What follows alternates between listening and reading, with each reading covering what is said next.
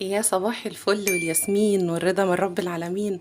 النهاردة عاملين مع بعض ساندويتش حكاية، حاجة كده ما بين الحواوشي والبيوريه. كل يوم لازم نغير لولادنا الأكل اللي بياكلوه. يلا نشوف مع بعض الوصفة هنعملها ازاي. عندي ثمرتين بطاطس مسلوقين، مكعب زبدة صغير، ههرس كويس.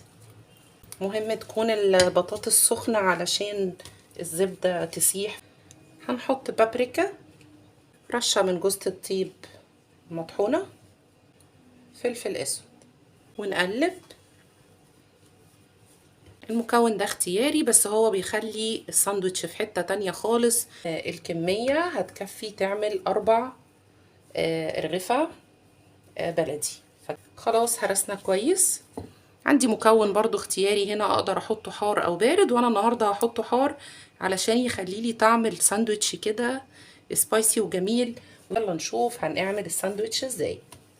نجيب رغيف بلدي كده او العيش المتاح عندك، وهو في البلدي هيبقى تحفة تحفة، كأننا بناكل حواوشي بس بقى ايه، بخلطة مختلفة خالص. اهو نبدأ نحشي الرغيف كده، نفرد كويس، ومعايا جبنة موتزاريلا، اديها وش موتزاريلا كده. خلاص حطينا الموتزاريلا ونقفل على الرغيف كده. يلا نشوف هنعمله مع بعض ازاي. الجريل لازم يبقى سخن قوي، نديله حبة زيت حلوين كده لانه هيدي طعم حلو الزيت للعيش من بره. كل حاجة في الرغيف ده مستوية، احنا كل اللي عايزينه ان احنا نحمر العيش، وطبعا الصدمة دي هتخلي العيش يتحمر والجبنة الموتزاريلا من جوه تسيح.